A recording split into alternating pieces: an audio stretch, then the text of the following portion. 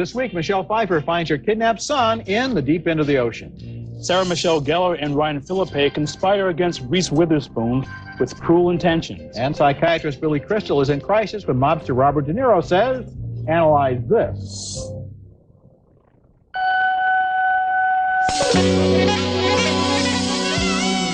Kids don't just vanish up in smoke. Kids don't just get lost. People lose them. Treat Williams confronts his wife, Michelle Pfeiffer, over their kidnapped child in the deep end of the ocean, one of 5 new films we'll be reviewing this week, plus a tribute to the great Stanley Kubrick. I'm Roger Ebert of the Chicago Sun-Times, and joining me in the balcony is this week's guest critic. Thanks, Roger. I'm Elvis Mitchell of NPR's Weekend Edition and the Fort Worth Star-Telegram, and I'm from L.A. We have crime, but it's just not cold enough, so I'm happy to be here now. But you're from Detroit. You're used to the cold. Yeah, but I left. And now you're back. Okay, first movie. The Deep End of the Ocean is one of those movies where they seem to have assembled all of the parts, but left out most of the connections and a lot of the believability. It stars Michelle Pfeiffer as a mother whose 3-year-old son disappears from a hotel lobby one day. She blames herself, and her guilt drives a wedge into her marriage with Treat Williams. Then one day, 9 years later, their doorbell rings. Mommy? Are you okay? Yeah, I'm fine. Yes, amazingly, that is her missing son. He's been raised by a man who knew nothing about the kidnapping. Almost instantly, the boy is back with his birth family, but he tells his mom he misses the only father he has ever known. I love my dad. And I loved my mom, too. She didn't mean to be sick, so why do I have to be punished when it wasn't my fault? That's Ryan Merriman as the long-lost son. The missing son's return causes tension in the family, and soon the older son, played by Jonathan Jackson, gets into trouble. Vincent, do you know how lucky you were? Mr. Teeter's car was totaled. You could have been... Mom, I don't need that right now, okay? What are you doing here? I've been doing fine without you. Whoopi Goldberg plays the detective who's been on the case so long, she's a friend of the family. I can't win with Vincent. He hates me. He doesn't hate you. What are you talking about? He loves you. Have you never seen the way that he looks at you? All he wants you to do is to forgive him. Now, there is a character missing from those clips that were supplied by the studio, and that's the man who raised the young boy as his own son. That other dad is well played by John Kapelos in the few scenes that he has, but the movie is so dazzled by its big stars that it misses the real human story. Sure, yes, we do feel the grief of the parents whose son was kidnapped, but after 9 years, their wounds have started to heal, and now another father is having his son taken from him. And as the movie wanders through pointless scenes of folk dances and restaurant celebrations and birdhouse building, we keep thinking about that other dad. The Deep End of the Ocean is an example of a movie so starstruck it doesn't pay attention to the logic of its own story. I'm just thinking, you flew me to Chicago to talk about this movie? I mean, the weird thing about it's like it's a USA movie with real method acting in it. Yeah. So there's this kind of depth of emotion, of suffering, to the most schematic problem picture you could think of. Yeah, that's exactly the way I felt. Did you feel that there were some scenes missing? That even though the movie seemed to have too many scenes for my taste, yeah, maybe stuff missing, but what do you keep? There have to be some transitional scenes, don't you think, to involve the father? I mean, how does he feel? See, I think with the movie is it's way too fair. I mean, it takes time to give everybody his scene at some point, and it's about one person's story, even though it is starstruck. I mean, she gets these radiant close-up shots. You can see all this sort of robicizing, all the wonderful distended veins in her forearms and neck, and she looks amazing in it, but it's not about anything after a while. I think the kid who plays the older son, Jonathan Jackson, is actually quite good, too. Yes, he is. He's got a real career ahead of him. Actually, Michelle Pfeiffer is good, but she's just in the wrong screenplay. You're right. Okay, our next movie is a British film noir comedy, Lock, Stock, and Two Smoking Barrels. One of the biggest hits in England last year. Lock, Stock moves like it was fired from a smoking barrel. It follows Eddie and his boys, a pack of good-time fellows with a taste for petty crime. So I said I'm on the road, so I need a car, but I know that I'm getting alive. But the fellas' hunger for a bigger score gets them in trouble when their involvement with a rigged card game goes sour. In this scene, Eddie's bar owner dad, played by Sting, is told about his son's debt by a poker-faced leg breaker, well played by Vinnie Jones. Remember, you do have the luxurious advantage of being able to sustain your son's life. And you do have a reputation, so I'll choose my words very carefully. You tell Harry to go f*** himself. Roger, this is certainly a movie I wanted to like. Director Guy Ritchie's technique can best be described as compulsively exhibitionistic. He's claimed to not have seen any Quentin Tarantino, which means that this is an intuitive combination of Pulp Fiction and Trainspotting. It's proud of being superficial and opportunistic, and I think what we get is something that's confident and generates excitement, but it's attention deficit filmmaking. It's shallow yet empty. I cannot recommend Lock, Stock, and Two Smoking Barrels as much as I was kind of intoxicated by it. I give it kind of a marginal thumbs up, although I know what you mean by this director who started out making commercials in England, and there's one shot early in the film where they're putting vegetables into a pot of water, and the camera is on the bottom of the pot, shooting up at the vegetables coming into the water, and I'm thinking, you know, this guy probably does have a background in beer commercials. I think, but there are lots of kids who make movies like this, and I think he's a really amazing intuitive filmmaker. There's that opening shot when the guys are running and the money goes flying out of their hand, and he just kind of luxuriates in the money flying around. I mean, he's more interested in people than he is, I'm less interested in people than he is basically in the filmmaking. In the filmmaking, yeah, he likes to use freeze frames of things and then starts them up again, or slow motion or fast motion, or anything he can think of to do with the camera. And the plot, of course, is almost completely impossible to understand, even after I've seen the movie twice. Nevertheless, the energy level, just the stuff as it was happening on the screen, amused me and entertained me. Well, I can't wait to see his next movie. I'll put it to you that way. Okay, coming up later, Billy Crystal is the shrink for mob boss Robert De Niro. Coming up next, sneaky teenage mind games in Cruel Intentions. She's young, supple. She'll be my greatest victory. I just didn't feel right about it. You're telling me you had the chance and you didn't? God, are you a chump? Sarah Michelle Gellar and Ryan Philippe are Catherine and her stepbrother Sebastian, rich Manhattan preppies in that scene, who play wicked sex games in Cruel Intentions, a remake of the same 18th century novel that inspired 3 other films, including Dangerous Liaisons.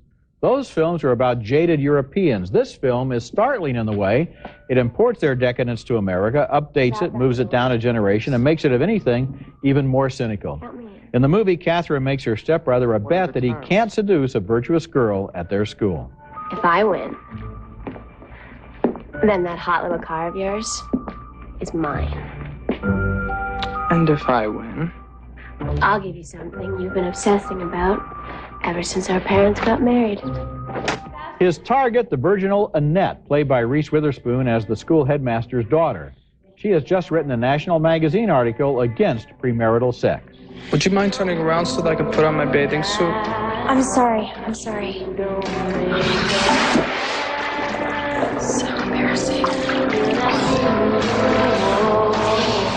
You know, it amazes me someone as charming as you could be so manipulative. Sebastian also toys with a sweet but naive teenager named Cecile, played by Selma Blair. You know, you could be a model. Really?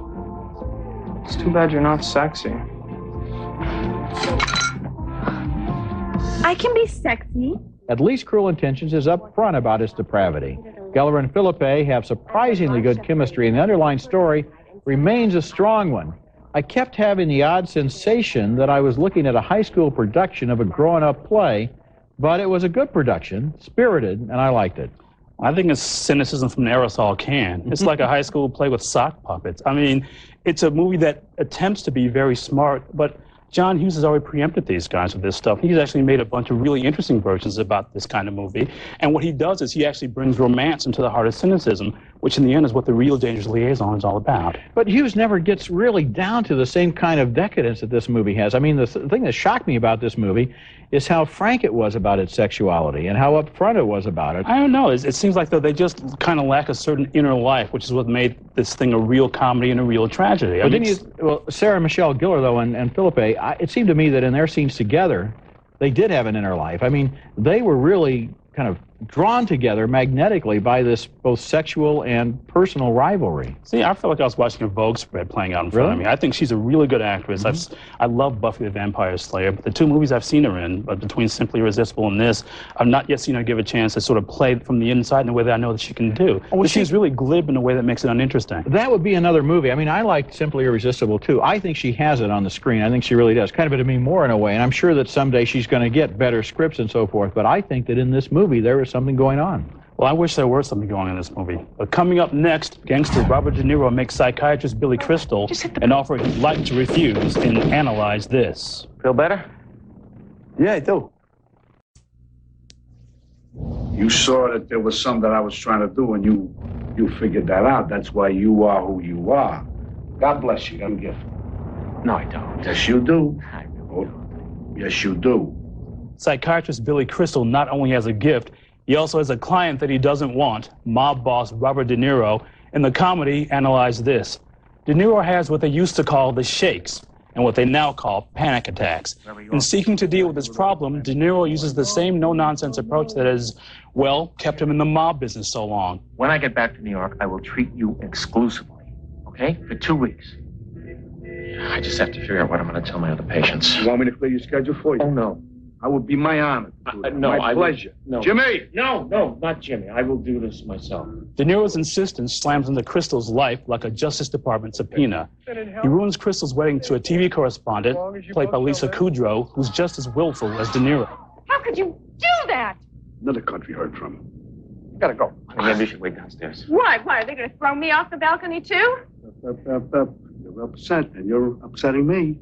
Well, of course I'm upset. My wedding is ruined because you've got problems. Finally, Crystal gets to exert some influence over De Niro. He instructs De Niro to get in touch with his feelings during a phone call to a puzzled mob rival, played by a bullish Chaz Palminteri. I'm very angry. I'm feeling very angry about that. I'm really I'm enraged. I'm feeling very, very mad about that. Yeah, so why are you telling me? Why am I telling you? Like you don't know nothing about it? Huh? I don't know what you don't know nothing. What? It's polished and everything fits neatly into place, but it's all too predictable. It's like De Niro's doing an impression of Al Baldwin's impersonation of De Niro from Saturday Night Live. And Billy Crystal has gone from being in a Woody Allen movie to playing Woody Allen. Analyze This congratulates you for keeping up with his safeness. I didn't much like it. Oh, come on. Where are we going? It was fun. It was fun. De Niro, I think you're being very unfair to De Niro. I think that's kind of a glib line about him doing Saturday Night Live, because what De Niro was doing here, I think, is basically playing the guy more or less as he would play him in a regular movie. He's not adding a lot of level of satire. He's just kind of sincerely looking at this shrink and trying to deal with the fact that his whole world has collapsed inside of him. I think that De Niro gets the laughs by playing it straight. Okay, here's what I think, because this is why I'm here. I think that De Niro's been doing this for so long, it feels like parody now. I mean, what felt like really original, inventive explosiveness is now kind of this hollow, predictable, dynamic stuff. And that's why it feels like he's doing it. So what's he supposed to do, retire? Well, he's actually more fun to watch when he's not doing this kind of stuff, when he's doing like a thing like he did in Jackie Brown, where he doesn't have the weight of the entire movie on him. I think it kind of works in this case. I think you've got to have a De Niro to play this character. I mean, you can't just take an actor who isn't identified with mob movies and make it funny, because he has to bring to his relationship with Crystal some of the baggage of his other films. Well, I think the movie actually, that's part of the joke, unfortunately. That's why I think the movie's kind of playing it safe, and that we're all in on this joke. He's been doing it for so long now. I mean, even the movies you could barely sit through, like Casino, that you might as well make fun of it. And Crystal actually comes off better because he's playing it from the outside. So you have that same level of sort of frisson. You're not feeling bad for him the way you feel. Crystal's very good. And what about the big guy, Jelly, played by Joseph Vitarelli, who's kind of De Niro's bag holder? I thought that he was really good as a supporting actor. The movie gets its laughs, but I think it's a glib, cheap comedy, and there's a much better version of this playing on HBO now, as you know, The Sopranos, which actually happens to be smart and about emotional involvement in a way this movie is not. Okay, next movie. Our next film is a science fiction potboiler named Wing Commander. During the same week when the director of 2001 has died, I don't think we have to spend a lot of time on this recycled video game. Checky Cario commands a ship approaching a space-time vortex. Matthew Lillard is the hotshot pilot who doesn't think they can jump it, but Freddie Prinze Jr., whose father was a member of a spacefaring race, thinks he instinctively knows how to. 10 seconds to jump, sir. So if you get that computer back online, sir, this unstable gravity well's gonna suck us in one molecule at a time, sir. Prinze is likable here, but it's a lost cause. The two men end up on a much larger battleship where the pilots are commanded by the beautiful Saffron Burrows. Man, Lieutenant Hunter was just helping Marshall and I feel at home. And Jürgen Prochnow plays the commander of the ship, which wages war with enemy aliens. Fire troops 1 and 2.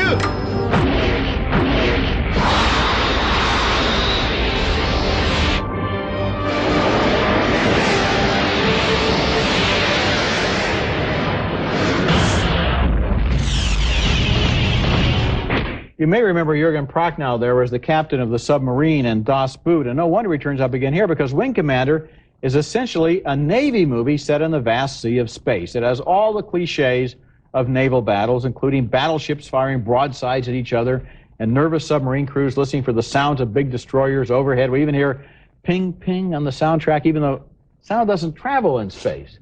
What this movie doesn't have is characters I cared about, a plot worth bothering about, or battle scenes that were anything more than video game target practice. Yeah, you know, in space, no one can hear you leave. You know, it reminded me of the part of the video game you scroll past in order to get to the real game. And what's amazing about it is that it's essentially a ripoff of Star Wars, because it's a Star Wars video game. So it's Star Wars fakeness. Star Wars, with the difference that Star Wars is about people and about myth, and this movie is about real dumb people, and they just shoot at each other. Coming up next, our video pick of the week is a tribute to the late, great Stanley Kubrick. Dr. Strangelove, do we have anything like that in the works? A moment, please, Mr. President.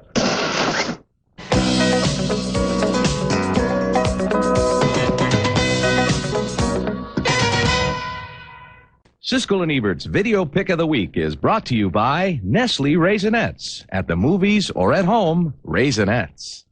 There died in England last Sunday one of the great free spirits of the movies, Stanley Kubrick. For the last 35 years, since the success of Dr. Strangelove, he marched to the sound of his own drum, making the movies he wanted to make, the way he wanted to make them, in his own good time. He made at least 4 films that are generally considered masterpieces, and one at least that will live as long as people project images onto screens. That one would be 2001: A Space Odyssey, the great visionary 1968 film about Man the Toolmaker, which begins with the first tool using apes, and then continues with the tools that would allow us to escape even the planet of our birth.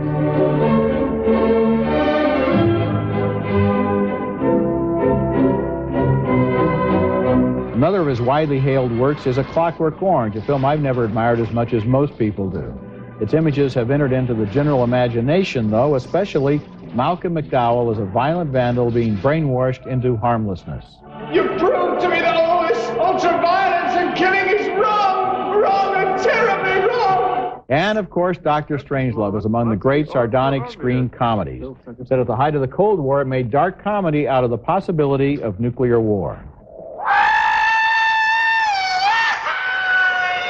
Kubrick's other great anti-war film was Paths of Glory in 1957, with Kirk Douglas as a French lawyer who finds himself commanding an infantry regiment in the brutal trench warfare of World War I.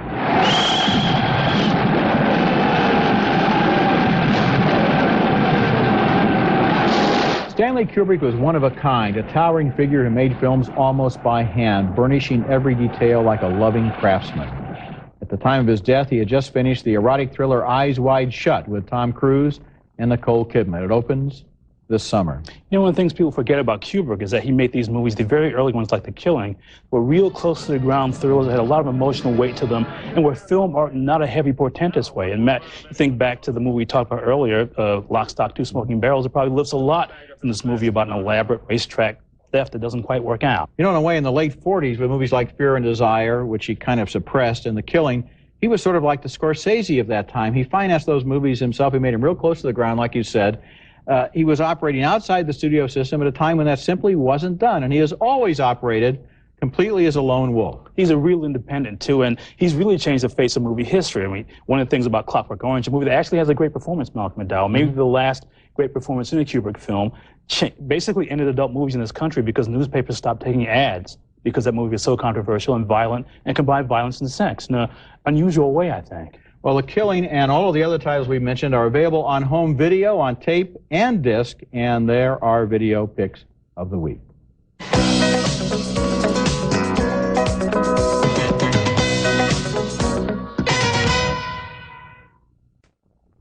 Now let's take another look at the movies we reviewed this week. Neither of us liked The Deep End of the Ocean, the kidnapped child tearjerker that lost track of its real story. We split on Lock, Stock, and Two Smoking Barrels. I enjoyed this high-spirited British crime comedy. Elvis wanted to like it, but found it too splashy. Another split decision on Cruel Intentions. We both thought it was like teenagers playing dress-up, but I was amused, and Elvis was indifferent. We split again on Harold Ramis's comedy Analyze This. I thought Robert De Niro was a lot of fun as a mobster in therapy, but Elvis thought De Niro was just recycling old material. And finally, we both really despised Wing Commander, which is based on a video game. We kept wanting to push a button and blast it off the screen, but Elvis, that's how you felt about almost every movie this week. So out of voting thumbs down on 5 movies, if they had to choose one of them, which one should they pick? I'm feeling pretty good about this, actually. Lock, Stock, and Two Smoking Barrels. It shows some technique. It's got some real energy and a kind of this pop opportunism that's a lot of fun. It's proud to be superficial, not unlike me. Okay, well, in that case, I agree with you on that, but I also think Analyze This is worth seeing, and for that matter, Cruel Intentions. Remember, you can hear our reviews on the web at Siskel-Ebert.com, and next week we'll be back with reviews of more new movies, including True Crime, starring Clint Eastwood as a journalist fighting to free a death row convict. Did you kill that woman or not? Also, Forces of Nature, a romantic comedy starring Ben Affleck and Sandra Bullock. And thanks a lot, Elvis, for being here on the balcony this week. It was a lot of fun. It's good to be here, Roger. Thank you. And until next week, the balcony is closed.